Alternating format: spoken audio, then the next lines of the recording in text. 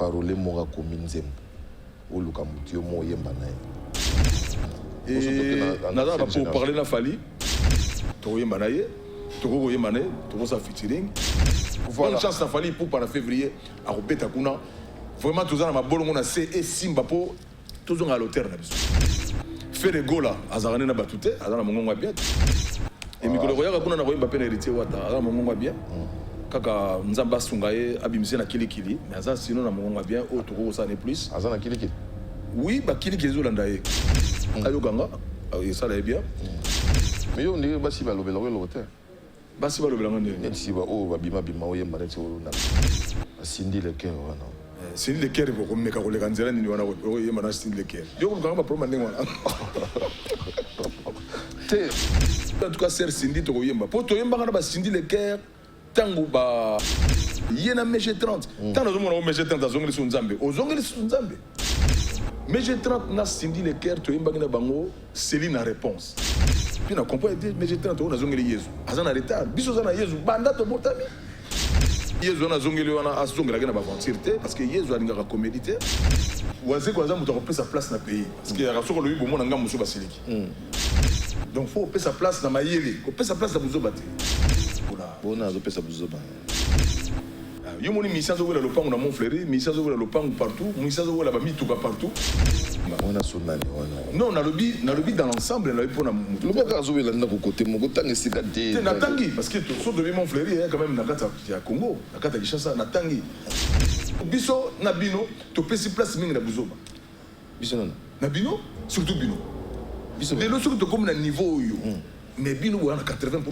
biso parce que ba bino na bino ba mona no ngana zakana manda o na joka zakana nani yo o kuna marusa zakana o kuna papi mbo zakana bino ke bomi polémique de benga loyal ezalaki yaki de loyal ya l'hôtel il y a division totale ngana tambola ba concert ba ninga na zakaba na ville bolena ki nganda na kende concert na moninga yo na mona na maison mère donc soko tuni yepo bongo ba malama ba tete soko tuni ya ko bisayo manda ya ga mingi ya et tu es la maison mais ouais manzem na maison mère toi na ba nikide to yemba ko yo linga ya kala lelu mais bon ya lelo na ko yemba ndenge ya lelo ngana éviter bango ngana ko yemba to yemba nati ne me complique pas et tu connais autres formidable avant-hier ayo gango c'est encourageant na zo yo gango pour na pesa résultat na pesa lelo ti la BCBG ko lo ba ko douter tout na président je viens bien website au conseil l'adresse makambo yo bobinga bokomela ki adresse za ya kosi kana lo mara ngaza camarade adresse na beta na adresse musique ta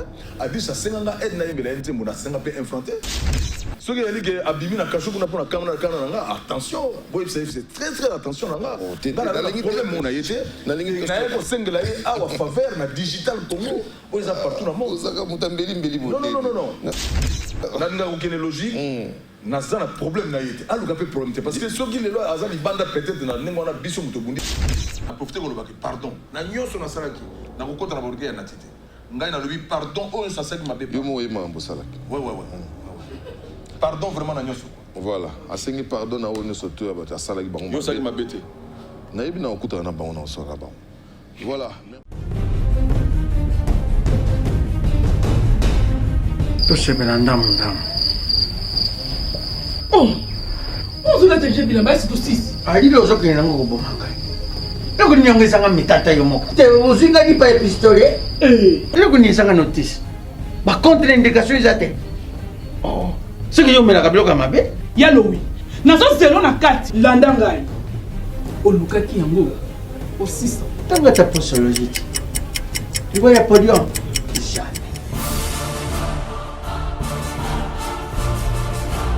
alekisi nono bakangamaka taka na sokolaka bilamba ye akangamaka kana eyo moko vraiment solution de Jésus amati solution yango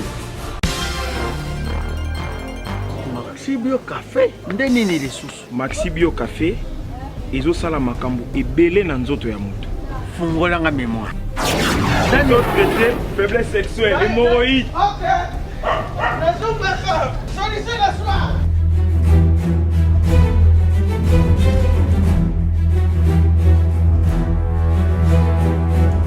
Tomate Napoléon.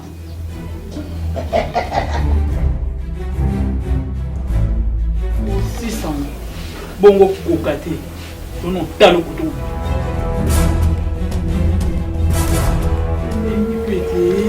Maxi Bio Café. Nazongaka mwana. Maxi Bio Café. Ebongisi libala na ngai. Rien à dire. Podium na podium. Pakaluya zongi mwana. Tomelaka na bino yango. Force Mbetu. Danger. Maxi Bio, café original, bande tomela yango, bona santé na biso. Bana King, Bana Dar es Salaam, Bana Poto, Bana Mokil Mobimba, Site FM Moko, Afrique Info, avec Frank Semaï, Yandankala, Twende! X-Bass, Marandura, Frank Semaï. Salut amis téléspectateurs, je nous souhaite à nous tous une très belle année 2020. Vous êtes sans ignorer, nous sommes à 2 jours de la fin de cette année 2019. C'est un grand plaisir, c'est un vrai régal de vous retrouver encore une fois. Ça, c'est le dernier numéro de l'année. Nous sommes hyper ravis de vous savoir très nombreux pour suivre votre émission Section Musique. Encore une fois, merci et bienvenue à ce énième numéro, si vous voulez, les derniers, bien sûr, de l'année 2019. Et je crois que le bon Dieu nous a gardés en parfaite santé et on ne peut que le remercier, ces derniers, à juger bon que nous puissions rester ensemble. Encore une fois, merci à vous tous qui aimez cette émission. Je crois que l'année prochaine, nous allons essayer d'améliorer, toujours dans le souci de vous combler, parce que c'est un peu une émission qui nous identifie comme il se doit. Encore une fois, merci. Et à nous tous qui sommes vivants, disons merci à l'Éternel Dieu. Et à ceux-là qui sont partis, qui aimaient cette émission, nous avons une pensée, je dirais, pieuse à l'endroit de toutes ces personnes. Dans le monde musical aussi, nous avons perdu pas mal d'artistes et musiciens. Aujourd'hui, nous allons faire la fête et vous allez vous en rendre compte dans le corps de cette émission. Vous êtes sans ignorer, cette émission a toujours été accompagnée de ces différentes rubriques. Aujourd'hui, nous allons bien sûr respecter cela. Et la marche des santé pour ce qui concerne notre Asbel Zéro Bêtise avait vécu comme il se doit. C'est pour cela, les dimanches derniers, on n'avait pas pu faire les directs. On était vraiment en pleine marche. Et en passant, nous disons merci au ministre de la Jeunesse, à la personne de M. Billy Kambale, qui nous avait assistés. Et c'était vraiment, je dirais, la cerise sur le gâteau. Vous aurez quelques images de manière sporadique dans les photos que vous aurez, mais les images, vraiment, je crois que nous sommes en train de récupérer ça de manière assez potable afin que vous puissiez vous retrouver sans pour autant déroger à la règle. Quand bien même c'est le dernier numéro, nous allons vous laisser suivre bien sûr la première des rubriques. Il s'agit des vieilleries, comme je l'ai toujours dit, donc ça nous permet à ce que nous puissions nous détendre, ça nous permet aussi à ce que nous puissions dépoussiérer des vieux souvenirs. Donc cela étant, nous allons faire un choix sur un grand musicien de notre pays, à la personne de Pascal Rochereau Taboulé, qui n'est autre que les papas de notre ami Marc Tabou, qui a fêté son anniversaire aussi hier. Nous profitons de l'occasion pour lui souhaiter un joyeux anniversaire. Suivez Pascal Rochereau Taboulé et on se retrouve juste après. Mais je fus le premier Africain à mettre le drums européen dans la musique africaine moderne. J'étais le premier, et tout le monde le sait. Pitié, toi mon amour, pitié, toi mon cœur. Je travaille nuit et jour pour ton seul bonheur.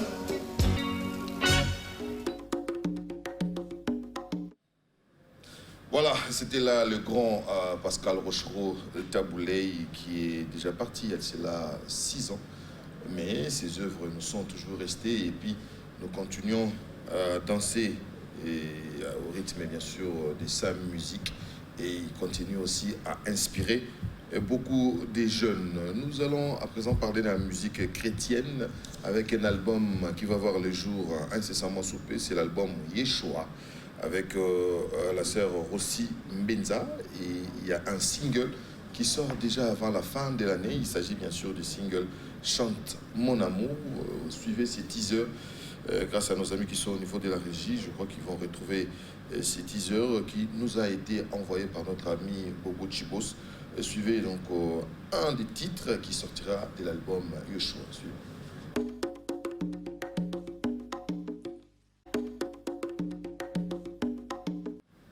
Voilà, merci à la régie, merci aussi à Benny. Nous allons à présent vous proposer la deuxième rubrique de cette émission. Il s'agit bien sûr de la RPM, la revue de presse musicale avec quelqu'un qui nous doit. Il s'agit bien sûr de Serge Makoro. On nous signale que non. La rubrique n'est pas encore prête, mais du moins, à la guerre comme à la guerre, nous allons recevoir nos amis comédiens qui sont venus nous voir. Ils ont un bon projet et ce sont des projets qui permettent à ceux qui puissent se faire. C'est nommé.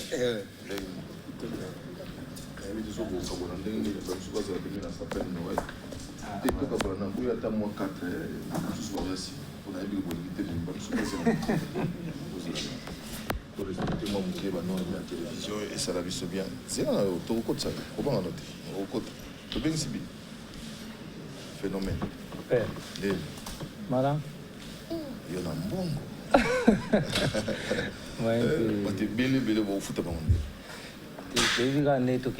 Je crois que c'est la troisième édition. Oui. Auto-organisée déjà. Le ministre va comprendre déjà la vision. Il faut mourir à la photo la moussa parce que ceux qui te salient en côté, bah tu vas la moussa la vision va zater. Oui, et puis bah idée na biso eza biso ba bomo iba iba ko mo ke na bisike belé donc gros biso mo ba kolo ba faire ngo so eza wapi au sein de la troisième édition. Donc to chango na fikin na bikapi vraiment isizenga muke na mais na utana no atana kamo bato ba yibi biso no soto to ko fela. Ah oui ya Chico. Ndeko na biso artiste menene Chico Pololo, grand comédien.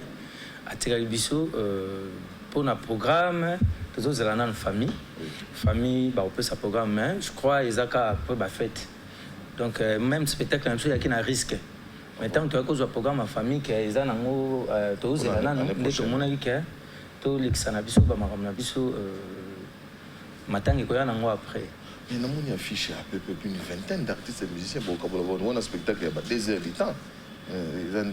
Non, le spectacle, la musique. À cause de 3 minutes, 5 minutes, mais comédie au bimone au Saranati.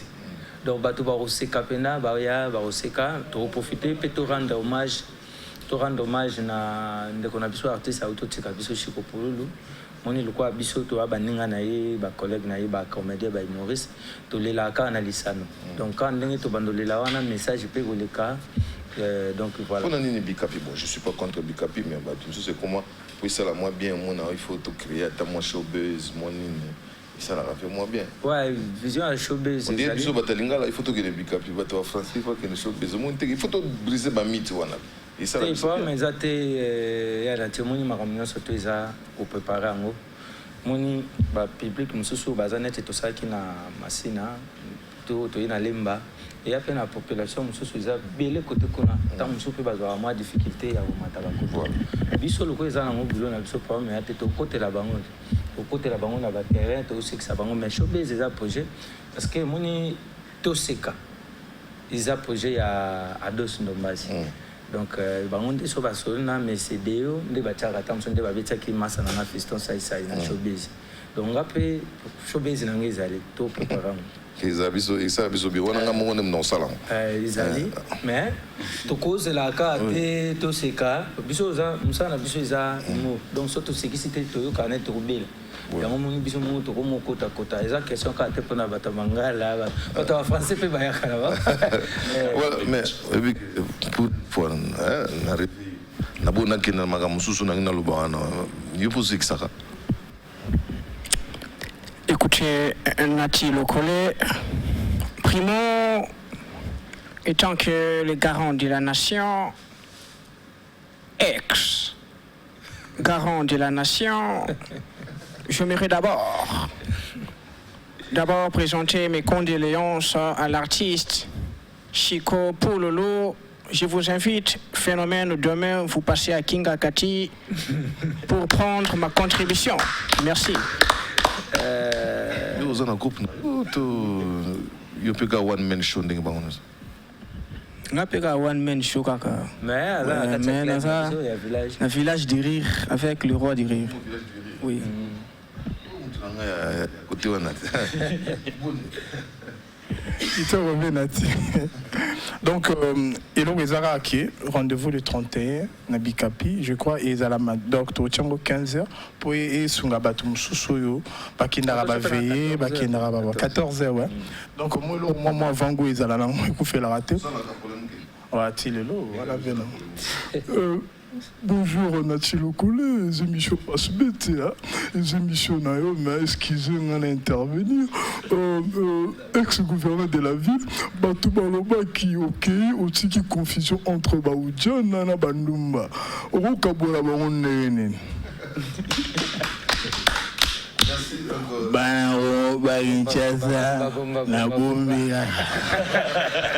Voilà, donc vous comprenez que comédie vous allez au Saranate. Il y a la télé au collet. Boni Langila. En tout cas, qui vient. Écolier. Écolier ma casse, écolier mon colo. Oh. Oui. Ma chambre cotine. Voilà beaucoup. En tout cas, Nanya le vélo mot presse à Bossana que moni à l'époque tant au cola, tu es baga diki diki. Biso to eba diki diki pour mutasika. Mais tant to coli, tu comprends que diki diki ya so yezala ande biso. Et on dit l'état soutena biso afina diki diki kufa. Parce que biso to remplacer cop. Il y a autre bi occasion yango ya clôturer année oyo. C'est-à-dire papa, maman, koko, yaya, ta moi si malek ma koloto na bande o mususu bo sangana bo ya le 31 oyo. Ndento benga ba big boss lokola ba Alain Pai singa pakebo papa na Enzo ya mama Binta. Le gars là-bas, PDG Paul Monto à poids dans Montfleury. Donc, bateau là-bas, Fabrice Elik à la cour de cassation, bateau à poids. C'est-à-dire, on peut y aller en famille. Donc, tu vas encourager, mettre 10 de Boka Banza. Il faut zéro bêtise, il faut un peu moins bêtise, ça n'a pas été et le qu'on a yanati, aux Arabes, c'est quand même et bungisaka espoir ya bato ya lingala ngala ke yoka ba niaiserie mais ba comprendre te ba yabo ba kuta sans niaiserie une identité na biso tous en complexe c'est oui omoni ba mona makam biso tant toi qui na to c'est quand même biso moto bando coacher je crois avec expérience to zanango et puis tout ça ben fort et belé pour le mukili ndima biso na Congo awa eza facilité bato bandi mayo pena ba bi ke nati lokole ouais phénomène isobe pour ndima ma fo musale monana biso moto bando censurer tout à la spectacle na bino balé de bobimo ba biso pas yo ina bino ba sala que en direct donc vous allez nous excuser donc tout censurer à peine donc ça dit l'accent dans spectacle na yo papa tout censurer tout donc ça dit tout ça va bloquer mon venant les arabes propres tout bien ça va tout le monde ba famille ba yakana bana après ba no sala bango ba blo mo ezangati mais siku moi langila muketo ka tamwa langila oui et anati donc na profité na parlement de Bouna Bananté ba Toulouse bazaï na ba Palestine côté Talentine Hawaï dans la plateau de Bateke qui toki mo donc c'est bon dans machine comme monastère donc plateau de Bateke ngala mo lumé katawokombe c'est bon dans machine c'est bon danger c'est yo le bité au exception yo le nom de Normand de la star il passe à Fabien. Ouais, de biscuits. Ah, il passe comme ça. Dans la face, Facebook, on décide. Oh, Facebook, on peut t'attendre. Moi, de la star, 1000 voix. Bateau, 1000 voix, baby. Et puis, c'est d'ailleurs, rendez-vous, bateau, comprendre. Les mailles sur le barrage. J'annonce notre arrangement. On parle plus trop, on vit. Ça dit quand on connaît, quand on connaît pas, on prend. Il y a Charlie, le 4 il y a le ming is il y a des semaines qui s'y achèvent. Hey, maman, bon gros ping-pong. Maman, gros ping-pong, il y a pas d'addition, minane. On va travailler de la star 1000 voix à Lyon. Pesa ma femme. 1000 voix. Papa, il y a tout raté. Oui. Ah, mais c'est vrai. Il y a tout raté. Père Alain a dit à match, à tout le monde poste na beto chabi. Makamde ya ngwana. Bon, ngana on tana ngabi, ndenge père après ça toujours formation. Tous il a makamde nge tambola. Nanda utoyo bato bazoloba oh mama teli bana biloko na kata ndako bazolia mais mama zo commander bana nanto yo kate mama lo bakeo bana makasi na mbisi papa mama lo bakaka bana makasi na fufu bo fufu ndeli kambo merci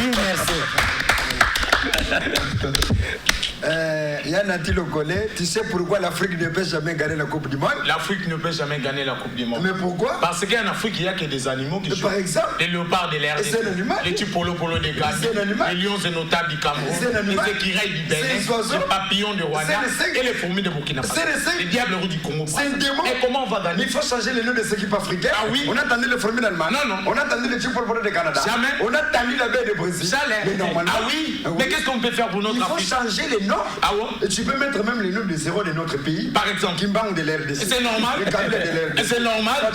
C'est normal. Qui encore? Phénomène. Voilà. Phénomène de l'RDC. Il y a la vie de l'RDC.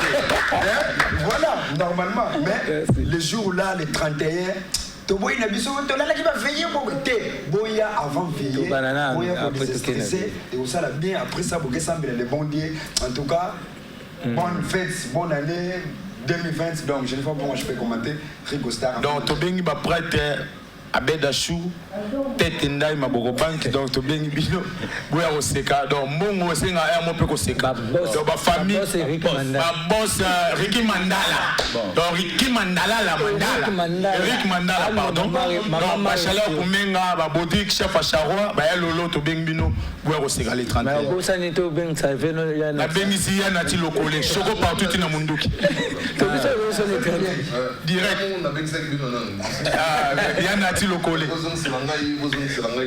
invitation honnêtement surtout pas 14h heure moko bien et le réseau bon so gana embouteillage mikolo mais en tout cas courage bon côté wana ya nango bien po ba bo ngo ya na busuku ah bo relo ba mate surtout béton ah télé là on a saute mouton ah saute mouton et banda côté kuna use avant mais bana mayo ba ya na tito ya ki biso mo hotel ngo na moto na Nzambe évêque ah moi aussi té mobile évêque na mukuna. Merci papa Nzamba Pambouliyo. Nazo benga batu nyos oyi bazana posa de français c'est le bien. Bulu bananu amen. Amen. Mokolo wana na kuteya makambo ju salama mikolo. Tokusa écoute, je vous dis la vérité, Bible zo changer te mikolo tozul ba que notre thème za beaucoup la bois. Wasema. Oya yaka fufuta ko kuzala ndoki. Oya kuseka bien nazana posa za imani uzala vita yaka na kubeta te. Makofi te na bombi. Et puis nazanga mukutete kuzala pena musicien moko comme na Yesu fi akuzala wana. Moko to binga bino vraiment et ba perona ba merusa wana moko wana ba ka ba choka vraiment. Amen. Bien là tu le coller. Moko to mbaga bino mo na invité vraiment avec président la die sobe. Ezali malambulingwe. Ezali malambulingwe. Chacho. Gawa ya kuyate vraiment ba lokaye to sobenga bino Nzamba Pambula bino nyos. Le Congo regorge des talents, c'est ça donc mon pays qui regorge vraiment de talents dans le domaine de Biélé, tout ça vraiment calé. À part le gars dans la politique, moi flotte, moi même, dans la musique, moi nini. Mais non, pas bien dans moi sérieux quoi. Oui. Pour politique moi, mais côté union surtout donc tout ça calé. So o to bando gérer mboka kana ba comédien na banini blague té donc non va na ndinga bien etambola po tozo ngana zo viser mikolo dans un Congo sans politicien dites amen à la amen. Merci beaucoup. Les villageois village du rire donc vous êtes des villageois du rire encore une fois bon vent et qu'il est bien 4e édition 5e édition toké na on a ba dimension sous et ça la biso grand bien sobe moi le moi souka ah ouais donc on a bien si vraiment bato ba ya na bango ebele tout ça na attitude ya matanga mais il est kaka parce que tu anticipes que déjà na ba moi ba makamu ko boye producteur ba to juisal to sali ba mbebele mais to zanga te ko ça message ya nini ya matanga na kati wana ouais to garder une minute de silence to beti maboko de tout ce qu'il a fait c'est ça nande qu'on a biso pe azaki Maurice moko kati na biso auta utika biso na 2019 du Tungulu donc to kanisa bango nyonso to wana donc c'est ça c'est pourquoi to lingaki ka kezala le 31 vraiment bato ba ya za matinée to kala ngo bien pour celui déjà to 600 ba 19 ba 20 bato ba kozwa temps ba kendo bongama pour ba chrétien, on Voilà.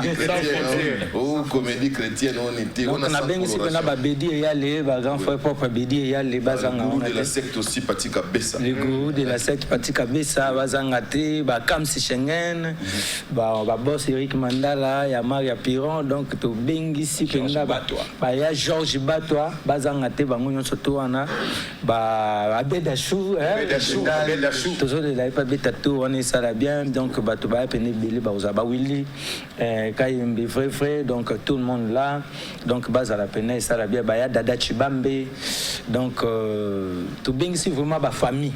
Papa, maman, baya na bana, baya aussi avec les voix directes dans les princes. Vous avez apprenant dans moi babilo comme obscénité, pour choquer, il faut tout peut-être sentir à apprenant. C'est-à-dire babilo comme famille, papa, maman et les enfants, tous la bisogno sans pour autant tous à la frustrer, ça la bisogno bien. Bonne chance Nabino. Alors nous allons rentrer du côté de la régie où se trouve bien sûr Béni pour suivre à présent Econet, nous signale-t-on. Donc suivez Econet, les derniers numéros de l'année. Je crois que ça va vous emballer et nous de notre côté nous allons continuer bien sûr à recevoir bien d'autres invités qui sont venus nous voir. Suivez.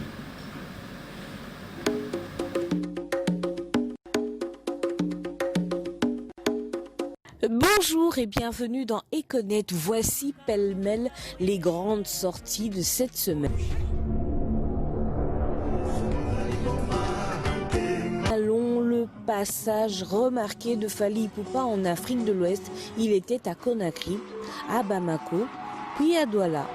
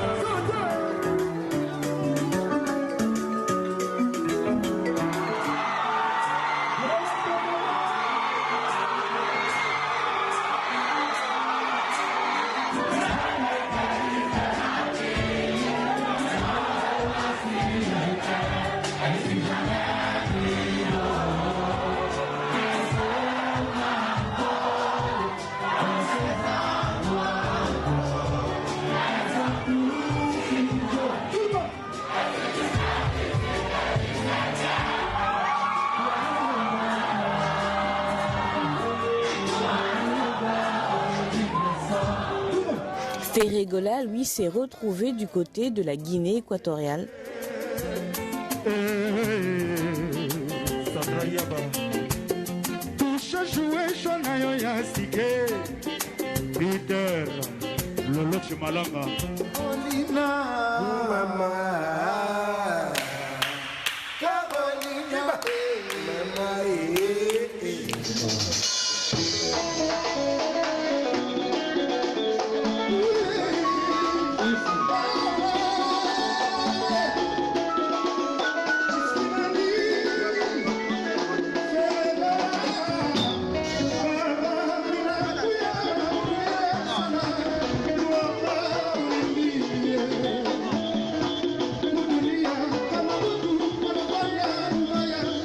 Ça en est tout pour ces échos du net. Merci à vous. Au revoir. Merci beaucoup Betty Yahweh pour cette rubrique Econet. Je m'en vais donc souhaiter une très belle année à tous les amis qui nous suivent du côté des Ilia. Siga Hervé Katanga, les jeunes managers à l'Otalabiso. Donc nous souhaitons une très belle année à Nzombo Kibabo et puis bien de bonnes choses à André Lema, Diogo Lema. Topesi Bino Bambo Tebele, nous sommes à côté à Il y a Ilia, et je vous signale qu'ici à Kinshasa, le samedi 4 janvier, ce serait donc l'ouverture. Il y a Day and Night Club, Nabiso, les célèbres à Kinshasa avec Jules Makaya. Au Nyosotoa à Luanda, soit au Beta Tour Koto, Ayana les célèbres. C'est juste derrière. C'est qu'on a besoin de l'air à Aldar. Voilà, donc derrière Aldar. Tokuta on a Jules Makaya, ce sera pour le 4 janvier à partir des 19h. Tokuta nous on a biso et ça l'a biso grand bien. Et j'ai une dépêche du général Defao. Ces derniers s'excusent auprès de la population matadienne. Il devrait bien sûr affêter Nabango, mais il y a eu une modification des dernières minutes au moment où nous parlons. Le général Defa Ouazana, Guinée équatoriale, il n'est pas seul d'ailleurs, il est avec Ferregola, il est aussi avec Awilo Longomba. Donc le général Defa s'excuse et il promet bien sûr en 2020, il va trouver une date pour faire plaisir bien sûr à tous les Matadiens et ils feront cap sur Brazzaville où ils livreront quelques concerts sur invitation de M. Atipo Ngapi. Et le général Defa présente ses excuses encore une fois à tous les mélomanes de Matadi pour ces rendez-vous manqués. C'est bien sûr signé Diallo Dialungana, le chargé d'affaires de l'orchestre Big Star du général Defao. Et il y a encore une autre dépêche. Et il est grand temps que je termine avec toutes ces dépêches. Du côté des Cultura PIV, il y a Ndegonabiso Félix Ozekwa, S-Grave Moukoua Bongo, qui nous signale qu'il va livrer un concert ce dimanche au village Chentemba à partir des 19h pour la présentation du nouvel album Article 23. C'est signé bien sûr Félix Ozeko S-Grave Moukoua Bongo et nous présentons nos condoléances à notre ami Tatingiama qui a perdu sa maman et nos condoléances aussi à Sankara de Kunta qui a perdu son grand frère, M. Tungi Makoka Marco, un grand frère propre, il y a Sankara de Kunta, vous tous, nous surtout à Lingara Sankara de Kunta, tous au programme incessamment, et puis tous les bandits de Sabino, Yango. Eh bien, si vous ne le savez pas, la marche des santé avait vécu le dimanche dernier pour ce qui concerne Zéro Bêtise. En passant, nous remercions bien sûr Che Guevara Mente qui était là. Pour ce qui concerne les musiciens, il y avait aussi Robinho Mundibou. Beaucoup d'amis étaient là pour pouvoir nous prêter main forte. Et puis la cerise sur les gâteaux, c'était bien sûr le ministre de la Jeunesse, notre ministre qui était là. En attendant tout le gâteau, bon, ça va image en haut, bien. On vous demande seulement de l'Olandamo, cliché, comment ça a été, donc la photo, grâce bien sûr à notre ami Benny. Nous avons pu avoir quelques images, quelques photos. Mais nous allons vous montrer cela, je crois, le dimanche prochain. Comment ça s'est passé. Vous aussi qui êtes dans les coins, les recoins du monde et vous aimez faire partie bien sûr de cette grande famille qui est Zéro Bêtise, essayez de nous appeler, de nous contacter. Nous allons voir comment est-ce qu'on va faire pour surtout pour ce qui concerne la vision de cette Asbel. Suivez un peu, je crois en 2 minutes, ce qui a ressemblé bien sûr la marche de santé des Zéro Bêtise.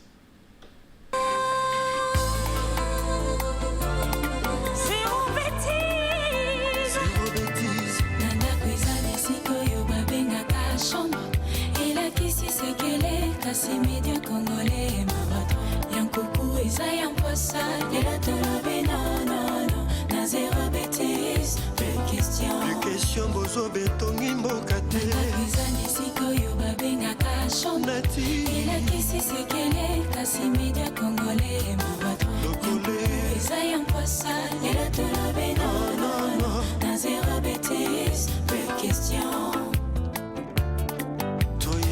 problème assez pour un bateau de manière peu place à kosilisango ezana médiate pe kofinga respect comme archaïque na télé bêtises polémiques assez se rajeunir d'unité à congolais totier wapio ba chroniqueur to déshonoré presse congolaise ba journaliste to écrasé déontologie à Mosala oyozoloba eza mensonge oyozofinga n'est-ce ndeko na yo opiblie nga mpo nini na net opese te kilo ya soni omemi na fami na ngai bana na ngai bamasta na ngai baboti na ngai mokilo na ngai mosala na ngai eklesia na ngai nati lokole beta lokole kolemba te na zéro bêtise NL zéro bêtise nati lokole stop.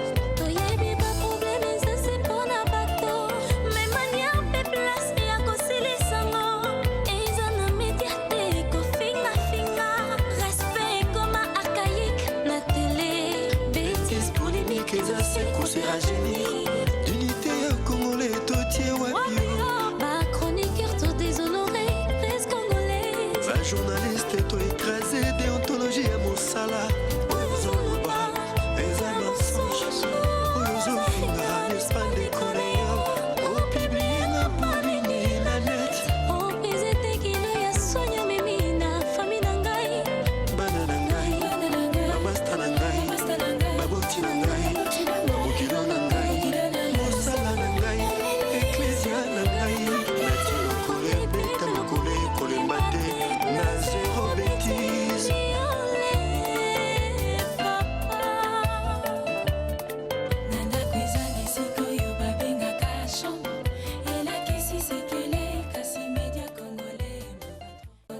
De retour sur ce plateau, ne soyez pas choqués si vous avez été là-bas et que vous n'avez pas vu Image Nabino. On est en train de préparer ça comme il se doit. Il y aura un clip autour duquel nous allons essayer de faire de sorte que nous soyons monana. Et c'est la biso tout grand bien. Encore une fois, une très belle année. Adolphe Mouteba, Chilamouy, Naka, Monko, Tozalana. Donc, Topesio, bonne année, Nzamba Bakissa, Ebele, Seleman Zombi. Une très belle année à toi aussi. XL, Xavier Lopez, 10 Monkoka, Tozalana, Angola. Topesio, une très belle année. Je suis avec quelqu'un qui connaît aussi Luanda comme il se doit. Il s'agit bien sûr du DJ Pro, DJ Procureur qui est là. Donc, le seul unique DJ Oyo, Azoussa la Pénesti, a professionnalisé Kopango. Donc, Aye Koto, a animé, Aye Koto, Asadi Masoro, bonne année. Ouais, merci pareillement. Bonne année. Non, on a qui, c'est-à-dire que dès que à la fois passé, FC Batouka, ma musique au Baïkia. Donc, nous avons contrat avec notre club au Point Noir, le roi du club, la PCP, Tobiran, la famille présidentielle. Pour Kabelo, Tobeta Kiongo, donc ils ont Matabiso Bavion. Pour nous, un contrat Luanda, Brazzaville, Point Noir. On a BT pour nous vidé, agence Mopika, il y a management, à DJ Abdul, à Connexion. Il y a un procureur dans la 6. Donc on a appelé liste à la discothèque tout. So ba beti Kabelo té, donc c'est que boîte salé mon kono anati. Di à Connexion, tu dis les ngapé billet na kiki. Dans chaque club, il y a des gens qui sont en Angola. Ah, plutôt ça, c'est ça. Moi, musique, je musique à club. Si tu as un club, il faut te bêta. C'est la montée, la fin de mois, c'est le président musique à pression. Donc, on a discothèque, tout ce qui a le BTT, c'est que ça m'a amené à la boîte. Mais si tu as un banganda, c'est un kabisoté. Mais si tu as un net club, donc tu bêta, Kabyle, mais ça va playlist parce que dans le mois de juillet, août, tu as premier la trace qui toque. Ndimbona Kabelo yanga tuzaki premier les autres bétango les autres mangala ba voyage à part on a fait sur makambo ya discothèque na biso tata ki beaucoup pas bien procurer les autres qui est tourné il y a un mois profiter pour Tanakin pour calamité peut faire qui beaucoup le monsieur na dengue ya kin ah beaucoup la ça oui to ko tango to za ba Congo to ko tapé na belo dans 2020 au monde aka to ko tango na kin ouais to fongola on est na tanteng dia ba jende ngazalanga c'est dit notre tata qui beaucoup le 1m90 pas vu on est comme option sur l'équipe déjà 1m60 donc combien d'options tu peux essayer un peu trop aibo ya baba tu peux essayer la petite nana glodi loi c'est du nom mavung on a pu faire des formes ça la mise bien qu'est-ce que j'ai dit c'est du nom te fait des formes pardon Freddy mavung on a pu se ba mota trop Nicolas Sko lelo yo beta sous kuna na ate lelo c'est-à-dire que biso ça to beta yo musique sangwa musique sans kisi mais toujours beta donc c'est-à-dire quoi dans temps on a besoin de goûter mais toujours beta ba police puis caché bon so so boulet so ça tete moi kisi wala un concept nga idée nga de mon dans ba vision tinga musique sangwa mais toujours beta donc beta on peut te yo ba santé toujours beta ba to futa biso to beta na festa club merci Moïse Samani patron caché vraiment 10 minutes mais je caché moi doit ça là donc 5 heures d'état bandoli. Donc manzembo la bête qui so beti manzembo si à 10 minutes aussi là. Té ngala bête chose ça déjà bien parce que toi ba DJ tu ma kamwa des arato bongisi macho dans la nzembo na bête kabelo na bête to sambela pe yango mtizo ya c'est la nouvelle fièvre et puis na bête sans effet ça. Sambela yoka. Les apika yanga. Image ba relaxation on est tout batana zambala mana kata fait sa clip tu vis caché to bête na Olympic box merci Nico Yambu tu zaki pe na bandal tricana. Donc on a mis tout ça là-bas. Tu as mis mais tout ça, tu as musique à sentiment. Tu as mis avion pour aller à King.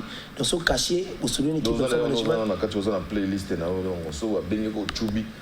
Donc équipe mes alliés, à connexion les alliés, tout ça là-bas bureau tout normal. Donc ceux qui ont pampa, tout ça les mamans, mamans ils m'ont de salut.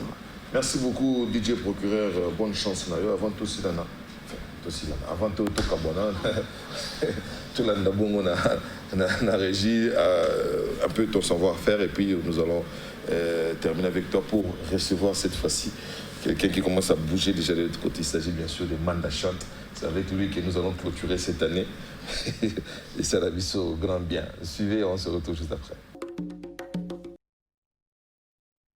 DJ Procureur dans ses œuvres, c'est comme ça. Est-ce que vous avez les numéros par lesquels vous avez numéro parce que le numéro on a WhatsApp il y a loin de l'Europe Sango, ils allaient 0 244 921 96 28 13. 0 244 les a plus 244 921 96 28 13. Ça va comme sur la WhatsApp pour le numéro il y a connexion on a tout. Donc et puis là on se retrouve c'était le 4 janvier nous avons sous Luanda pour un grand événement anniversaire à DJ Nabiso le Tonadio et Juno déjà tindi lenga bon na billet nous avons sous na Luanda pour tengal nzela na équipe nzela lu footé Kinshasa Luanda Brazzaville na kiti na Brazzaville na Maya ni qui pontané grâce à un avion grâce à Pedro Miranda za mutu mo bien puis na opeso contact c'est un bon monsieur et aza mutu mo malamu pour ça la publicité à net club là na Brazzaville. Donc il y a voilà donc ça pour malamu pour le raid donc ça pour malamu pour ça avec publicité les raids formés ça m'a bien mis un peu de biranda donc pour la bamboté na ko le bakala batutu bazo soutenir là bamboté na bino président Michel Mukengishay Ben Willy les Gabonais la puissance mondiale Glodilo le manager faut m'abuser belé Dieu merci et y aller donc basé belé bazo na ngana mito sans oublier Sam Titu le Che Guevara pour la comme DJ conseil naï et na dopé c'est ba conseil film mikolo musique comme mise à jour faut za la boye donc il est là et pas qu'on peut la musique sans gomme avec ce mot alobi balobaka voilà le groupe de demi on Che Guevara mon biso yo zo kipe ka Taliban et ça Liban te faut qui a mémoire qu'il est là a comme ma qui Che Guevara mena qu'il est là mais on a pris ça dansant dans Nzembo et ça ça a écouté trop comme on nganda mais pour mettre la discothèque dans yo linga babina te biso dans la discothèque on joue des chansons dansantes ce que ça la musique à écouter voilà photo qui nganda on biso batoto koli de bina yo ko na ndako na mamoche na chaîne musicale OK merci beaucoup DJ Pro donc on est ensemble on les restera. Nous allons recevoir à présent Manda Chant pour le plaisir de vous tous qui aimez sa façon de parler, son franc-parler. Nous allons rentrer du côté de la régie où se trouve Pierre Mandaka. Juste une transition qui permettrait à ce que nous puissions recevoir juste après Manda Chant, tout en vous rappelant que à partir des 19h, Lelo, dans le village de Chentemba, Félix Loisé grave mon coup à Bongo à Zawana, article 23. Dans mon ébimi Kalaté, mais il a décidé à la présentation déjà l'album donc article 23. À partir de 19h, il y a respecté heure. À partir de 19h, Malamoko, Toyoana Pona O Etali Bongo, Ndegonabiso, Félix Loisé S grave mon coup à Bongo. Voilà, vous allez nous excuser. Nous sommes en direct avec le DJ Procureur. Nous allons vous donner aussi notre dépêche en notre possession. C'est avec notre ami héritier Watanabe qui va jouer aussi. Nous allons vous le donner dans peu de temps parce que nous avons eu cette dépêche grâce bien sûr à notre ami Francis Dibata qui nous signale que l'héritier Watanabe sera en concert ce dimanche 29 décembre au village Père Noël. Au cercle hippique de Kinshasa, donc tout à l'heure là à partir de 15-16h, si vous voulez l'adresse, croisement des avenues des Écuries et route de Matadi Angalema, héritier Watanabe sera là pour un concert. Ça n'arrive pas tous les jours, côté en amont. Ça allait bien, concert village Père Noël. Voilà, c'est une bonne chose. Manda chante. Après, tu clôturer à Nenaye et Salabiso ferait bien. Et je sais qu'il y a quelqu'un qui l'aime beaucoup, Richard Chiteya Abramovic. Tout ça, Manda chante. Chante. Bonne année. Bonne année, mon frère. Bonne année, bonne année. Zamba Bomba ou les sous-sous. Ouais, Bomba Peyo. Malgré que Masumo Tosali, mais Zamba Zana Bolingo. Malgré que Masumo Osali ou Bet Tosali. Mais ça, il y a un ensemble. Il y a comme ça, Masumo, on a un ensemble, non? Malgré Masumo Osali. Non, on a publié Masumo, on a publié. Tout ça, on a Masumo quitté. Là, Masumo qui m'a dit. On a publié, on a publié. On a publié, on a publié Masumo, on a bien malgré Masumo Tosali. Oui, on a bien malgré Masumo Osali. Tosalité. Ngana sana na yote. Tosalité. Bonjour mon frère, on est ensemble. Donc ça tali sumu. Non, tali sumu. So ngana sali masumu na ngana web sanza mena ngali mbisanga. Mena kuna zo singela yote. O singela ngata ngambo fona singa. Boni. Très bien. Bana na ndako. Bango nyoso baza très bien. Et pas bazali na zo souhaiter. Ba bisi so changer adresse, c'est ka beta. Oui, c'est comme beta tozu ya sika mona bandalo wana na la finesse. Ils ont la bakaya ou en face à pompe essence. Place moko noble, place moko très bien. Je suis très content de la place en haut. Tout ça, moi, je suis comme maman biso bien. Chaque vendredi, nous avons la bandale, dans la finesse. On a zobé taka format na kala. Non, format ningeza 60% ok, bana ok. Pour na créneau, pour na combo papa Simaro, et puis 40% zabiso. Donc Ibrahim Ezali, je suis toujours beta bandam mundambu, toujours sans ça. Boni bana mari batikela ki. Bon, au mixage qui va monter, mais non, au mixage qui va monter. C'est-à-dire que tu as deux personnes. Oui. Tu as vu honoré, papa a 81 ans, à Avia Bandal, et puis tu as un Ngomo Wana Godé. Tu as un Kenda, tu as un Penzala Kenda. Mais tu as bien. Donc, ça dit que groupe Wana. Non, en fait, si ma base a sauté. En fait, non, groupe Wana, nous avons un orchestre, référence. Mais tant que Bandeko Wana, c'est pas la guitare Kendaki. Vesi maro comme genki abimanda nous avons kutambula pays mo kana komba bana oké au beta ba pour accompagner baza partout dans le monde parce que musique a déjà des musiques il y a partout mais dans le cadre du patrimoine national il faut quand même aux en élément normal et tout à l'heure na ngamu na référence bateau ba valable ba presque 80%. Donc et marché oui, depuis même la référence, même depuis Wenge, pour tous les formes, pour tous les koyemba autoyembito. En tout cas, fallait les gars la banzembo, wana fallait koyemba ba utamai, ba viejoski, ba papantesa, ba vendombe, ba ve malage, ba ve carlito, fallait koyemba ba bango pour nous voir sans soignon so ya musala. Mais ba lobi quand na kiti ofandi ya DJ Mokasali lecture bien lobi lelo musique ya bino ya koyoka na mère na ndako ezokoma na difficulté ya okota na ba boîte et ça peut m'embêter il faut monter moyen vivre ça mon pays bakisa ma pe monda DJ asali analyse na ya mabete mais pour ngai analyse nengona ya analyse meko memena liwa parce que musique oyo bayo na ndako ndeki ya boîte batunyos bakena ka boîte te moi je suis ton frère na ebinzela boîte nengeza rate ayo ya rate mais comment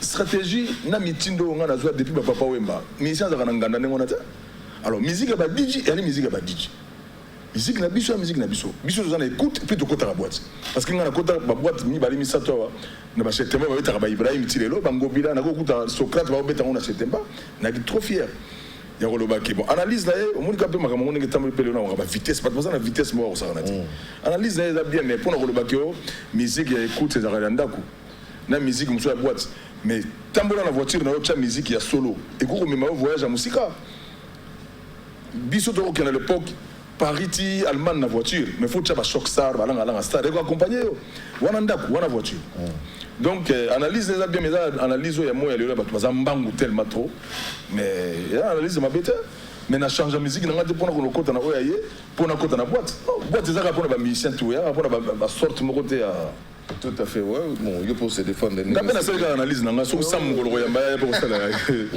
sinon.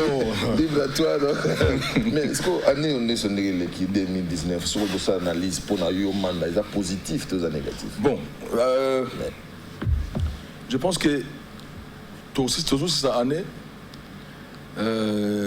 bilan yangai, oui, c'est positif parce que oh ça là en Afrique mon bezate il y a icône moga musique ya munene nengo na kata mboka lokwa Congo musicien munene nengo na Congo écrivain munene parolier munene nengo na Congo le big non na sali choix ya na pesa manda chance mogo ako ko conduire combo nanga vers le monde entier alors nga tant ya ba ka manda yaka mema combo nanga na sali ba analyse ta ko comprendre que amoni nini kati nanga katina ngango na kumuna ngota na zobeta musique na ye wana sikolelo parce que lelo soko ta na zobeta musique papa wana simaro lelo na zomona ndire makamususu zomona pela ke baza concentré baza fier na ngota na ko ndeko sa banaliza boyo musique ya écoute na musique nganda atika na nganda musique ya écoute ya ngona nde musique nganda yali kuna mutsameli 10 champagne na ye 5 champagne na ye 2 black label nde batba ko mela lelo ya kumko bina tina kale sozo mwana wana nde musique non nganda yali nganda mais oyo to yokaka to ko encourager 100% de bandeko batika musique nyonso bato bayoka karbanda kuna ba voiture na banzela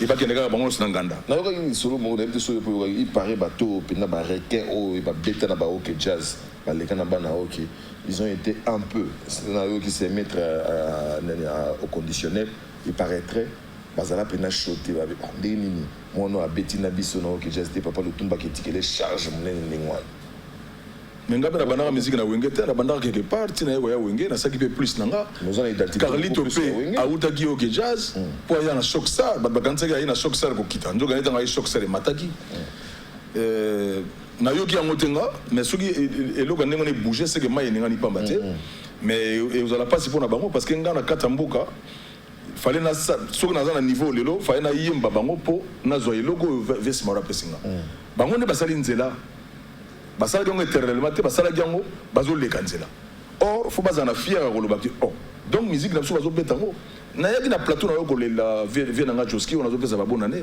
na leli etongo tani basala organisation c'était bien passé donc ni koloba ki il faut bango bazala fier ndana za lokwa na plateforme mo ba benga lokola aéroport bongo sikoyo bango ndelo we bango eza ngata ngala na groupe na référence à l'époque yaki wenge référence to longola gango longola wenge kala bana galelonga bakolo wenge bali ngana wengete alors eza aéroport wana tant les autres bateaux bazo ya wana ya bien mais bon tant papa ça qui vieux Joska ça qui fait naé a benga qui street la moté a benga ngamoko bo c'était pas facile bon chance et koya ki mabe to kendagi bandundu na fête ya bandundu ville na mboka ba papi nyango mouchen vola alors maye ngana pas mbaté mais à mon niveau et puis na niveau ya vie na bango simaro na niveau ya collègue na bango simaro masia il faut pas la fier ya koloba ke asale le monde en Afrique pour nous regarder comme on a écrit pamba te mais musique na bango sinon méchant nazo comprendre musique na biso bolingo ezate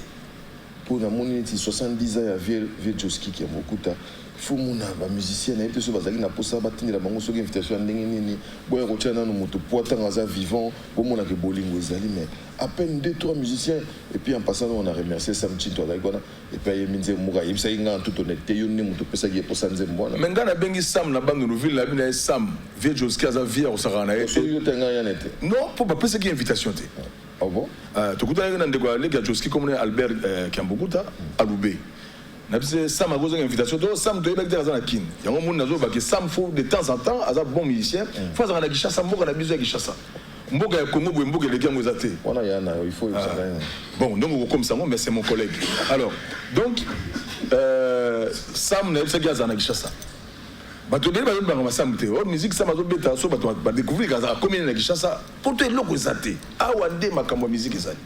Mais bien, moi souvent. Vous réfléchissez sur. Réflexion, on est souvent avec Sam, avec Fali, avec les vieux Karmapa et même quand vous avez tout ça, réflexion, mon retour qui n'a pas mythe ou le bien bolingo ezalité. Beaucoup Mbappé pourquoi pas vieille école. Mais là tout le monde qui va ça m'a dit sanga lobby que tout cas c'est ça disque Papa Wemba Lita Bembo. On est Pépé Calé. Da Pépé Calé. Donc il est là. Parce que bolingo est comme muké, batu ba côté na musique na monde ya matériel, na monde ya musalati. Yo moni misa zo wela lopango na Montfleury, misa zo wela lopango partout, misa zo wela ba mituka partout, nzembote et le gopete na mboka ya ngenga. Wana sonane wana. Non, na lobby dans l'ensemble, na pour na mutu. Le baka zo wela na ko côté moko tanga sikate. Na tangi parce que so de Montfleury quand même na kata ya Congo, na kata Kinshasa na tangi. Ça dit ko wela biloko na nyonso on eza mabete mais œuvre, musala feza na place. ça référence. Mais en passant au Salagango, il y a un papa Wemba, il y a un grand-père Benz Bozi Boziana. Parce qu'il y a un musicien et il y a un chanteur et pays. Bon, comme ça me rend musique, on dirait que musique, elle est. On a évité sur deux ans, on a aussi la Nenge. Oui, ma camarade, il y a polémique, il y a loyal, il y a déloyal, il y a division totale. On a attendu le concert à Baninga. Qui n'a pas concert à Baninga, concert à Morote ou Nazangi ou Kendali. Nazara pas la ville où qui n'est pas qu'un concert à Moninga. Non, non, la maison mère. La maison mère, donc, sur le tournier, pour qu'on va le voir mal à battre. Sur le tournier, il y a Mandaya Minga. La BCBG. BCBG, qu'on le va tout. Tout le président, je viens bien à website. Et c'est comme ça. Parce qu'il y a un logo Morote, Nayende Koyem Baba, c'est pas là, un point bas. Et tu es la maison mère, la maison mère, tu as un Niki de Toyemba. Il y a un cas mais bon, il y a le nom, il y a le nom, il y a évité. Bango, on a Toyemba Toyemba. Nati, ne me complique pas. Non, non, non,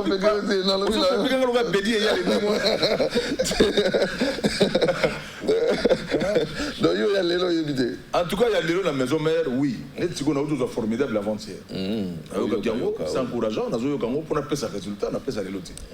On a eu qui article 123. Il y a Félix Joazeko. Vraiment très très bien. Au monde dans sa Charlot. La stratégie n'a pas d'idéologie. C'est-à-dire, à l'oukin zera moussous, à tomber Charlot. Et na kati ya plan on a eu gagné. À lobby, na kati nzembango, na kati générique. À lobby, au moment où papa zozo on anda ku, ali aga muke. Mais papa n'a pas ali aga mingite, papa n'a pas ali aga mingite. Or papa, à côté banganda moyen na boli ali bon so na pourquoi, ali aga muke, papa n'a pas ali aga muke. C'est très dangereux. Yo ko liaka na papa lo yana ndako ali aga muke. Au monde. Donc, Wazé Kwaza m'a repris sa place dans le pays. Parce qu'il y a un peu de monde qui Basiliki. Donc, il faut payer sa place dans Maïele. Il faut payer sa place dans Bouzobate. Et là, il y a un peu de tombe là. On a payer sa Bouzobate. Non, on attend que nous Bouzobate dans la vie. Il y a une place dans Maïele. Nous attendons qu'il faut payer sa place dans Maïele. Parce qu'il y a une vie dans Maïele. Nous avons Bouzobate. Non, nous avons Bouzobate dans la tangite. Parce qu'il y a tout autant. Dans le il faut payer sa place. Dans le logo na la CPL nango. Maïele wana. Faut payer sa place. Faut payer sa place dans Bouzobate. Pour Bisso Nabino, tu payes sa place dans Bouzobate. Biso nana. Na bino, surtout bino. Biso. Mais le surtout comme na niveau yo. Mais bino on a 80%. Biso. Parce que bah bino on a bino bah on a non ngana zakana manda. On a joka zakana nanyo. O kuna marusa zakana, o kuna papimbo zakana. Bino ke bomi or que yo bandaka na ba idéologie na yo ya neutralité, ya koloba mabe na malamu nyoso e ko tombola. Mais les lots tango comme le politicien. Na ka musique. Politicien niveau. Oui, bah, il y a un makambo qui n'a pas eu makambo sala qui a au conseil d'adresse makambo qui au bien au commis là qui adresse ça ya conseil que son ami n'a tangi là ngwa asaini ah Dieu merci non mais adresse là qui au lobby au bien qui adresse abinati manda atikala jamais ko bien ngana za ventilité so on a le clair ngana za ventilité benga sam chintu to fana ngana sam chintu to bengi adresse azaki na prison Sam Tasola. Aluka Sam Atuna, est-ce que Manda a été nan attiré qui a bien à toute l'évolution. Et Ngana Lobenga a camarade Adisha, na betana Adisha musique, Adisha Senganga aide na yemela nte mona senga pe infronté. Oyemba. Na yemba. Alors, ce qui est dit que Abimi na kashu kuna pona kamera kana attention, boy c'est très très attention nga. Ngana la problème mona yete, na lingi na yeko sengela ye awa faveur na digital Congo, oza partout dans le monde. Ozaka mutambeli mbeli bote. Non. Na nga aucune logique. Naza na problème na yete aluka pe problème parce que ceux qui les lois azali banda peut-être na nengo na biso mutobundi tumba na poisate na kuku allez ba ben angasa ne ba une semaine yonde lobi ono adrisha nenga zali wana makambo sola kina yesuka bimi makambo usala nyoka longo oh mais yemo ko mtaolo balu bango to boko mona ne ko panza boko ngana yem dalu makambo na yete ngana yako ba tika na parce que za mbongi ya mokili puis bon, voilà. Un petit message, oui, bon, remercier Pécho Sarr parce à quitter si mon thème à Bémission de Wona. Non, merci, moi, Bisso, non, Nati, c'est logique. Bisso, tout ça, na Katiamboura, tout ça, ma mission. Moutasala dit ma bé, na makambo ya président Jossard et Ali Ndekona Bisso.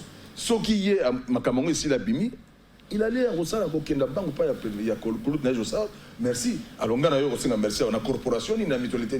Voilà. Mais yo savez bateau beaucoup combat. Alors, biso toujours bête à chaque vendredi na bandal parce que makambo qui nanga watina wa ozanga na programme nanga, toujours bête à chaque vendredi na bandal. Bande ko baya koyoka musique ya kitoko. Baya kokuta ba responsable. Bakuta musique ya malamu banzembo nanga, banzembo papa Simaro Lutumba.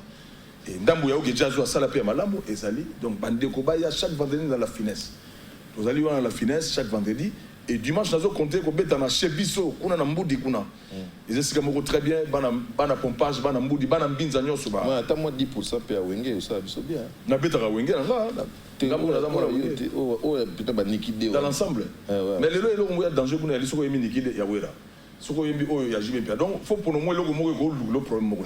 Ko landa makambo na te. Te na logique ba wenge za kuna ningo. Moi ba quel concert na yeto ka ba jiba jiba président jibe pia. Et logo bo makambo mebele. Ba yoka ka pe. Mo ba yoka na bango déjà. Kuna eli na structure papa Simaro za structure osaka na wote. Soki mutu ya bina manda. Naza na posa oyembela nga par exemple Mama X na yemba yango to yembela yango. Mon ndenge nazo kenla. So mutu ya no manda vraiment tozo ngana na wenge yembela so plein fait. Ata Nazareth. Nazareth par exemple. To ko yemba ngo po asenyango. So mutu ya kala ibwingi, j'ai chanté ça na ko yemba ngo. Oyo yemba to yemba. Ona yemba tina bana yemba onde. Benda film. Bungo biloka kala oyo zo yemba Lutumba yemba kango. Mais wana ba pesu yango ba bina officiel. Ba bina et attendez bande ko zo betaka banzema batu ça ba pesa bango droit. Officiellement babi yaka yemba ka banzembo. Et ça na masumu te. Mais yo ndie pe o yemba ka batu nyoso. O ndie ba ekolisa yo o sepela nango o yemba ngo. Mundi o yemba pe na kofite. Ah, Kofi na yemba pe pourquoi on va Kofi? On me manga babi. On ça sur la défensive bondene. Non non. C'est un grand frère à moi na linga ma kasi ba bona ne pa yazali. Mais banzembo na yeto yemba ngo neti nzembo to ko yemba na oge jazz wana nzembo na ye wana ya wa yemba na Viejoski wana. Pardon. Oh là là. Abose le million to yemba nzembo ya ye wana yemba na asala fitiling na Viejoski somo.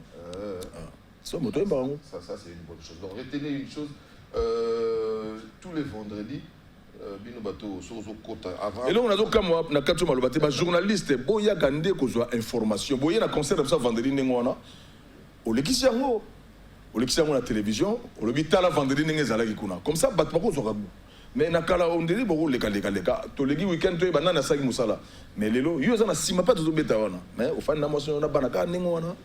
Sans information et puis comme on a des zana rassuré. On me naza qu'est-ce qu'on a vu na s'il vous plaît. Bien c'est malade vient na yo ngana zande ko na yo. Na wanga ni yango te manda boni na tefe ko yo senga ka bande ko bo. Na zande ko ba. Pona ki na vis-à-vis parce que yo bomba ngo. Oui, na bombi te na wanga na ka yo pété. Problème est ça que ngana ibo filmer te muta ko filmer Eric Fat. Tinda bango diriger na ko tinda bango la ye total ndenge nini ezo ki. Ba ko raminer ba ko mi kilo boy c'est pas normal. Ko bala te baba lisika donc il faut comprendre bango. Alors merci Manda Chante na ndenge oye lisusu boye poto clôturer na yo année moi message moko poignant na 2020 zoko to ko yebisa bandeko no ba musicien nini fa. Bandeko na ba musicien puis na mboka na biso Congo. Tous en fin de l'année. Oui. Bonne année na couple présidentiel. Nzamba sunga bango. Nzamba sunga bango mboka Congo za mboka munene za mboka moko vraiment soko za dirigeant na pays ya boye zala na motema munene ya koyeba ke za facilité vraiment couple présidentiel président Félix na maman Denise vraiment nzamba sunga bino et na bossa na pété ko pesa ba bonne année na couple ya maman Olive na mobali na Joseph Kabila vraiment pas bazali président honoraire pas bazali ba bonne année. Et na pesi bonne année na grand frère nanga Rimova Sakani, na pesi bonne année na Evariste Bochab mon grand frère le grand sénateur, na pesi mbote na excellence Jean-Marc Kambound, yem tazale lo vice na katikona ya pays du peuple au pâtissier. Mais biso za mission toza naître comme kabla so ba couleur ningo comme ba couleur non biso za naître. Voilà et na pesi na ba musicien nyoso ba mbote makasi o nyoso za na bango chaque jour lo ba karma pa wana. Ausa nze mo bimiko na grand de Franco. Ausa salinze mo mikolo vraiment au jazz. Comment non? A tout comme to bombia na studio. Et na pesi karma pa bambote pa azali ba bonne année et na pesi Sam Tintou monsieur Samuel. Disque na yo mais là très bien nazo comprendre était. Boko bomba bomango wa disque très bien on a pe na Kishasa nazo comprendre était Sam Tintou. Na pesi BD elle na CMCT mo bambote. Na bossa n'a jamais copé sa groupe Randy. DG Costa Kabuita pa ozali vraiment grand frère. Yeba ke baleki no bali na ko bossa na yote et longo na bana Randy nyonso et na pesi moi na yo moi moko malamu na bana na yo pa baza na bonne année Et quant à moi, les Congolais, tous en Abomoko, on a le mobile m'a bêté, je me la rambango. Quant à moi, les Congolais, tous en Abomoko, Mboka Oyo et l'équipe Mboka Oyo Congo exacté. Sur le cas de ça, Bomoko, tu comme ko sangana ko accompagner les dirigeants na biso bomo na trop comment. Kini bopeto et ali kaka banda kwa nzambe na conscience ya Congolais nyosa ba salité et ali satana. Salité et ali satana. Kini bopeto oui. Congo bopeto parce que na salinzo moko Congo bopeto pour un changement de mentalité. Donc boyo gangwa bo c'est pas la moitié. Donc il faut tous aller ensemble. Donc quant à moi on a sengi ba merci belé et bande gonyo so bisika bazali vraiment tous ala bomoko eloko le bomoko yate na branda ngambo Angola kuna na goya na pesi PDG beaucoup la Laurent Sokoko ba mbote belé nzemo no ya kitoko za goya je le gars le pa yali et na pesi ndeko nanga le grand boss au Kito Pandachala on était là ke mafumbe. La personne va pas aux alliés. Et JR Yobi, rendez-vous à ne pas manquer aujourd'hui. Et voilà. Nakata Maringa 80. Nakata Maringa 83. C'est Kuna Pena Ali, bon chic, bon jaronde à solo. Voilà, merci beaucoup Mandachan, on te retient légèrement. Une très très belle année à Titi Espoir Kwangila Lele. Bien de bonnes choses à Jean-Didier Bacheba. Diba Express, on te salue Frangin. On est ensemble et on le restera. Et merci donc à tous les personnels. Il y a Salon Raphaël, à niveau il y a Lubumbashi, donc l'immeuble Nabiso Hypnose, on a Salon Raphaël, les Awada, à tous les amis. Le choix, vous qui aimez bien sûr cette émission, nous vous remercions. Une très très très belle année aussi à mon jeune frère Rodankouba, Apesio Bambo. Garçon bien, jeune producteur, voilà, Rodankouba, Apesio Bambo Tebele, Topesipe Mote na Francine Chacha. Na kati ya mishapi topesi obambote ebele ve na ngasa mpengo mbei ya maman Gisèle mpengo mbei epesi biso papa Gisèle Ndombe mpengo mbei esali biso au grand bien chante et puis que na posa na proposer yo parole moko komi nzembo oluka mutu yo mo yemba na yo mondo ozotala musique nde ezokendeli oponi ya génération lelo oye manana ni obindi pe na batakala oye manana to lukata denze na batakala na mutu moko be batu ndakotanga mo batu batu kotanga mo batu na batakala ba mo mingi mais na batalelo mwana moko azo mba na vibrateur piano ah là là azo ba bien comment piano azo baté azali muluba ukoma mais vibrateur piano azo yemba mo ete vibrateur azu kombo ya na boye mane mikolo koya kuna na lobi yango humblement na lobi pona ko négliger ba msute et mikolo koya kuna na koyemba pe na héritier wata ala mongonga bien kaka nzamba sungaye abimise na kilikili mais ça sinon na mongonga bien au toko ça n'est plus azana kilikili oui ba kilikili zo landa ye kilikili yo landa biso nyonso donc elandaka ah donc ça que biso nyonso ba pêcheur mo ta on a ça que nzamba bimise donc eloko ngo kota kiwa ouais ça dit en passant comme ça comme mutaboye naza le prophète moko nazo ba mama solo ayo ganga et ça là bien et naza ba pour parler na fali. Mais à tous dans la studio, tous travaillé 5 chansons il y a Kala et Papa Simaro, na 3 chansons, tout ça il y a Sika. Mutasali a comme banzebo on a comme on a Jojo Lina. Ah écrivain mo na mboko le on a évité. Na katina pa na mbalo parce qu'il y a travaillé qui d'aba blessure na papa wemba bani. Alors na yembi kuna Alita Chamala Laurent Sokoko na Georges Pades, Jebel. Oh yembi Sokoko. Ah mais Sokoko on a sunga ba artiste moi été. Ça dit biso de ba mécène ba ko sunga ba artiste pour artiste ba na mboka bo ba bazora dura na ba moti. Yimo mo li soko dango kaka ba problème. Donc so mo ko sunga bo yeblata ye bo ba flair et voilà. O bandela banze munene ba. To bandeli mandola nazo mbali sora mbongo. Nikole ko inda mbule konoka yaka ko yokati. Nazo ngeli sora mbongo to zongeli mabele. Nyoso ngamna ko yimba te tozana ba soko yo ko mona ba chanter na malamba zaona. Neti mandola mutoko yimbango Christo azamona kitambo mabele mwana ngiringiri moko to utagine référence clara et ser moko tozana tozoki pa polemu kendi tozo itide na orchestre ouais polemu kena sa orchestre bongo sagana na ngoya orchestre na non te pole obosani baro bako sagana na banzi bato na ba orchestre polente ah bon na juste tozana ser moko na Deborah elle chante très bien je connais et puis 5e chanson ezali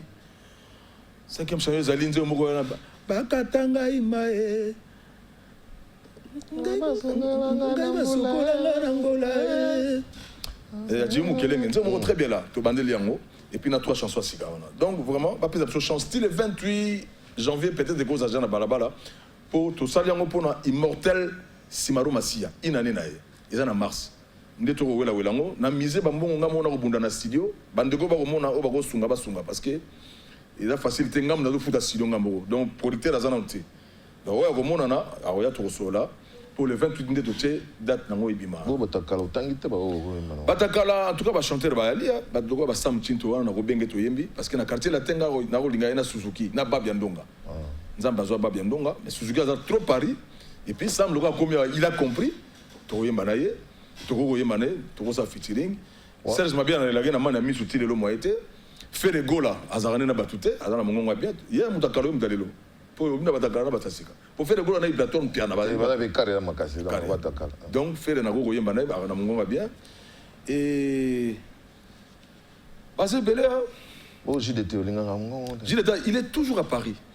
Oh yo linga batwa na poto. Non, kasi yango yebe bisu suma me belete. Oui, tu as le meilleur Michel, on a poto, bazar, moins 60%, parce que le meilleur Baming na poto. Le guitariste solo. L'autre, on a la chance de Maïka Mounane, on a Suzy Gassia. Mais, bah, remercier Bango Pénan, bah, Michel, bah, comment on a ma faiblesse. Mais, bah, ça, bah, grand arrangeur, oh, bah, c'est la musique dans Katamonte. Mais, on dit, bah, si, bah, l'hôtel. Bah, si, bah, le blanc, même si, bah, oh, bah, bima, bima, oh, yemba, na kanse, oh, tanga, pe, bah, maman, Bila Belle. Non, c'est Bila Belle, elle a chanté, ça, au Saranate, maman, Tchalamon, a Kolobako, tout est. Cindy le cœur, non. Cindy le cœur, il faut mettre les ganzera, ni wana, oh, yemba, Cindy le cœur. Yo, on va prendre un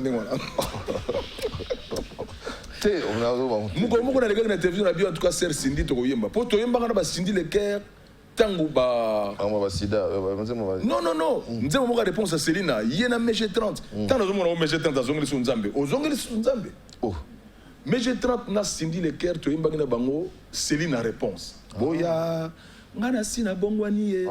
Tango na benga bango ba ya ba bio pour l'epson nzema moka za bana mokilité. Mais les loba kwa na mokili et puis na comprendre mais j'étais en na zongeli yezu azana retard biso za na yezu banda to botami donc la chance est belle yezu na zongeli wana azongela na ba aventure parce que yezu alinga ka comédité koza na yezu zanu ne to za na biso na bino nengo wana tozande oh mais biso na bino to za na kata mokili to fara mais to éviter mabe biso na bino to tambola ka to éviter mabe. Voilà, merci beaucoup Manda Chante égal à lui-même, c'est un vrai vraiment c'est un frère Patrice Mobiaï, merci. T'as les côtés qui toquent au cabine un frère. Oh, bah ça perd. Oh là là, il y a pas ça perd. Oh bah Patrice Mobiaï dans cabine un. Oh, atali abimanda et côté na ngango makasi na zo en Angleterre. Ah mais ils ont un baba nganga si pena neto stage c'est non ils a bien. Baba ozulu gawana ngana maison nango, mais ça bien. Oh, ils a bien. Ils a Viviane ah bah comme l'hôtel. Bon, on va signer ya vivre pour la yangote. Yo comme na bilamba pe. Ça on demande na soigner alors, en passant na zo ça sert na Clarisse Ochumba bambote famille na ngai mobimba. Kuna na pesi bino bambote mama na nga pa za na bandal na pesi bino bambote babona ne pasteur amigo mon grand frère na pesi bambote Papi Lumumba Ange Baza na Turquie na pesi bambote belé. Oh Ange comme na Turquie. Ange grand commerçant. Atika ndule. Na yebigo. Parce qu'il a compris. Bana bengana ki pa nani. Nani. Non, qu'est-ce que ça va faire? Ange bengana ete Ange ki pa nanga na mona nga petit na nga. Mais legi no bengana ki pa ya wazeko. Non, yatika ki pa wazeko te. Et wazeko legi na nga ya membanga. Yo na bishanja soko lingi mutu. Donc kana lingi wazeko. Non. Soko lingi na sepeli na soko lingi mutu na comprendre. Soko lingi kolela na legi na nga beta babengani ba wazeko. Non, na tika luka na tika yo ngote. Na yo ki yango te mukolo moko te. Merci na yo. Parce que c'est un grand frère mo. Ali moto mayele. Nayebi. Tango kolela lisusu ma. Tango kolela lisusu yo linga makasi mingi na linga ka boko po linga ko linga makasi. Après avoir ma Voilà, amis téléspectateurs, il s'appelle Manda Chante, il est égal à lui-même. C'est vraiment avec un grand plaisir que nous le recevions. Et puis,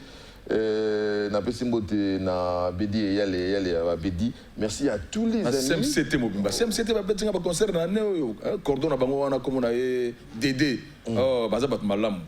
Et na patron à Bango, vieux Jean-Claude. Bazabat Malam. Merci à Bonne na Bino na CMCT Mobimba.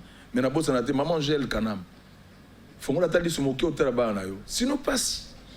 Maman Angèle Kanam. Fongola tali sumuke au Tarabana yo. Il faut batinda yal. Maman Angèle Kanam tana bandé dans 3 fois. Na lingi muta ko tali kamangote. Fongola tali sumuke au Tarabana yo. Voilà, merci à toutes les personnes qui m'ont assisté à la marche à zéro bêtise. Total respect à son excellence monsieur le ministre Billy Kambale, na équipe na Mobimba na katia cabinet. Merci à Titi Tukuzu. Et puis tout ça là, merci à master mon cousin Kibwe. Toto Kibwe, il pas à la Kiwana, intendant. Si vous le voilà, donc merci aussi la zac ex bien ngai. Donc il pas à la qui merci. Ex. Il est bien en abon, il y a un ex petit frère, il y a un ex bien ngai. Ah, la sens on a. Donc you n'avez pas quand c'est voilà, le ministre est là. C'était une bonne chose Karamanda chante Mutazangaki. Voilà, merci donc la partie Mahamba, il parle là qu'on a Hervé Kazadi. Merci la passer dans la télévision au Moniwala Mbouika. Tu le connais toi matin à mon nene, Papa Didier m'a tout tika presque c'est un ami à moi, c'est un ami à nous. Papa Didier m'a pas accueilli Nzamba Zoye mais sinon accueilli ndenge nini bon biso to kenda kaka. Famille Mobimba Papa Didier m'a vraiment tout ça la passe accueilli ndenge nini. Oui to kenda biso nyoso. Mais tout d'un coup Papa Didier m'a coupé. Et ça lui se passe. Courage et belé dans la famille, courage et belé dans le travail, parce que ça dans le magasin. Et courage vraiment belé. Et ça lui passe. On s'en a télé mis en a joué au Malobana Soukaboui. Papa Didier m'a à la Tarabiso, à Sungarabiso. Bon, tout d'un coup, il y a 100, à l'occurrence, là, moi 100 PSU pour la passion d'auto, pour à 18 ans, il y a poto. Papa Didier m'a vraiment pas aux alliés, nous avons battu la Zoé, on a des gens qui ont besoin de Zoé. Au salut 18 ans qui n'a pas d'autre. 18 ans robeta na poto na robeta na poto basamba robeta na poto kuna banzembo ebele basam na balempela biso robeta suta na beti au 18 ans tu vas 10 ans ba 10 ans en combat 12 ans ya kokenda te na 6 ans nga ya gina kokenda mingi Londres tant que de Londres na ya Schengen te le temps epeli mais ils ont compris aujourd'hui que il faut bâtir démarche sango est-ce que ba beta ka kuna ba beta ngati ba fuka msekingai et ndeko ngo fuka msekingai na mona ki yao a comme na sima ya diaspora mo kazu musana na présidence kuna nini alga ki banga na yenga bio frère oh il peut faire fuka msai non na fuka msai te nza même to fuka msai na fie frère on te la nini non na mtetela solo na fie frère ko ki mangata mboga ya bino komba na bino so que qui sincère o ki mangata pouvoir yango yo tala yo ozu musala comme na sima nini ngamba na zu musala te ayebi comme na ba comme te na website na donc comment on va salaki yango yo baye ba pesi bango pouvoir de qui na kitoko batika biso to sa musana biso to ali ba ministère na kata mboka na sima Félix Tshisekedi mutako bateo ngaza ministère Félix Tshisekedi te to ba congolais président biso za moko lelo président Félix Tshisekedi donc ba congolais baza étranger ba bima na kata likambo wana ko kona na ba ministère ou soit na ba cordonnier na ba maçon na ba tailleur na ba tunyoso pas qu'on a les choses ensemble, mais quand les musiciens, vraiment, bâtir na biso et fungama. Bonne chance, ça fallait pour par février à Robeta Kuna. Vraiment, tout ça, ma bonne on a et Simbapo, toujours à l'auteur. Voilà, toujours à niveau Nabiso, c'est la musique du Congo qui va trôner en Afrique, et continuer toujours à coloniser la musique mondiale, la musique africaine, parce que la République démocratique du Congo était un vrai vivier de la musique continentale. Bonne chance comme tu l'as dit. Et puis très très belle année, n'a pas téléspectateurs, nous surtout dans l'émission. Je crois que l'année prochaine nous allons améliorer sur le plan de décoration. Et puis dans Makamususu, on va ajouter toujours dans les soucis de propulser les musiciens Nabiso. Tous ces artistes qui ne viennent pas. Au Bakantique notre Kanga porte pour non. Le numéro est connu, le numéro est là. Vous pouvez passer, comme on dit en anglais, anytime. Quand vous voulez, vous venez. Surtout bah oh yona noto yamba te bakanza encore tous un problème na bango problème exact vous la sika to banda pe makambo sika oh nyo so akala to boaki donc pas de non kende maman le pardon tout na sala game mabe pardon waneza manda pardon oh les émissions na ngana ibiti na lo bana ba musicien na ibinde bo wala on pardon pour na scène non so na ibio faut pardon na mrambe belé parce que c'est belé pour dire na so non pemeni kuna ah voilà na venez de pemeni mais senga pardon pas en wate mo bala senga pardon pas non pardon existe oui libérer mais senga pardon pas wate ngai voilà merci à vous tous qui avez aimé cette émission voilà donc c'est vraiment une tribune pour vous tous aussi vous avez aimé cette émission dites merci à l'équipe technique à tous les héros dans l'ombre comme disait Fossa Tombisa donc que vous ne voyez pas qui font de sorte que nous puissions apparaître chez vous sans votre permission. C'est un peu la magie de la technologie, on ne peut rien. Merci à Faka, merci à Hubert Chipukana, Moluba Mwindo. Merci donc à Bala. Yende Mtabali, Mondengaye, à Baxi 20 kilos, n'est-ce pas, ça 4 mois. Ah, quand on à Baxi 20 kilos. Merci. Voilà, merci. Merci à Benny Tando, merci à Pierre Mandaka, on a une maîtrise aux yeux, Mikolo, tous sans oiseaux, et ça, la grand bien. Donc, merci à vous. Merci à Bridge Nganga, merci à Jet Malanda, merci à Bandegonios, Baudilon Soana, Bajirbo Mbemba, merci à voilà. Guilin Pindi, merci à vous êtes belé. Voilà, c'est la fin de l'année, il fallait tout ça attendre une réplique, il y a des dédicaces pour ça, parce que vous le méritez et puis vous aimez ça. Hein? Donc, vous êtes Topesio Mbote, héros national, Topesio Mbote, Mastaranga, Papi Matalatala, Matos. Je te remercie et puis je te salue. Donc, on se reverra le dimanche prochain. Année à Sika, Magambo à Sika, invité à Sika. Oui, voilà, donc si vous avez aimé Henri Kamboma, c'est quelqu'un qui a été dans l'animation, la maison mère, c'est Henri Kamboma. Quand la maison mère n'était pas dans la maison, après ça, voilà, donc c'est quelqu'un qui a beaucoup vraiment. Et ça, la biso.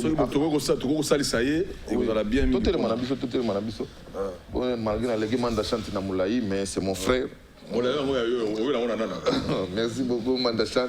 On se retrouve dimanche prochain. Moi, prière, les athées, tout ça, ta prière. Le sambo makasi ya ligaka kolimba samoninga na nyoso elekaki na ane. Le sambo makasi ya li ana kokota soko kota na ba problème vous en a bénédiction penati. Le sambo makasi ya li limbisa moninga lokola ndenge Yesu Masiya lingaka.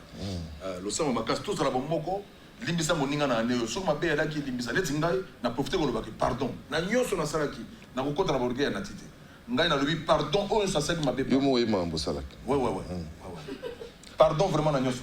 Voilà, asengi pardon na one soto à salaki bango. Yo saki mabete. Na yebi na okuta na bango na sora bango. Voilà, merci, ça n'est fini pour aujourd'hui. Belle année à ma famille, donc à ma mère. Le 11 janvier, ma mère aura 80 ans. Donc, donc 80 ans, donc l'année prochaine. Donc, ma mère aura 80 ans. Si vous aimez ce que j'ai fait, essayez de faire quelque chose pour ma mère. Ça dit qu'au Komela, tu as joyeux anniversaire à ma famille aussi, donc ma famille restreinte, donc à ma mère, à ma Rwanda, à ma Paris. Oh, et moi, c'est mon bien, on dit que je bien. Mais merci. La fidélité, merci.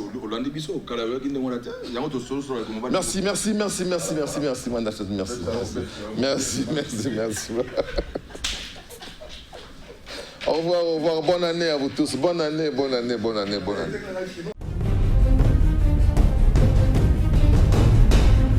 tosepela ndamu ozolata je bilamba esi tosisi alili ozokende nango koboma ngai elokuninyongesanga mitata yo moko te ozwingaki pa epistolie elokuniesanga notice bacontre indication eza te soki yomelaka biloko ya mabe yalowi nazozelo na kati landa ngai olukaki yango osisa ntango ata posologie te libo ya podium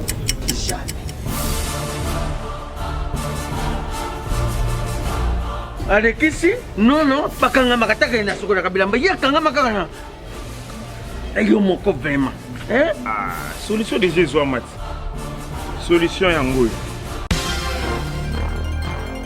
Maxi Bio Café nde nini lisusu Maxi Bio Café ezosala makambo ebele na nzoto ya moto fungolanga mémoire traité faiblesse sexuelle hémorroïde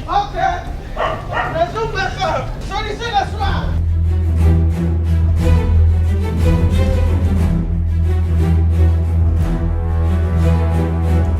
Tomate Napoléon.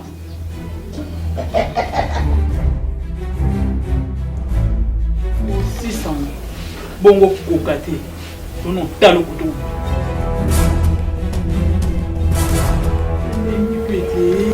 Maxi Bio Café. Nazombaka mwana. Maxi Bio Café. Ebongisi libala nanga. Bien à dire. Podium Napoléon. Pakaluya zomi mwana. Tomelaka na bino yango. Force Mbetu. Danger. Maxi Bio, café original. Bande ko tomela yango bona santé na biso. Bana King, bana Dar es Salaam, bana Poto, bana mokili mobimba. Site FM moko. Afrique Info avec Franck Semai. Yandankala. Twende.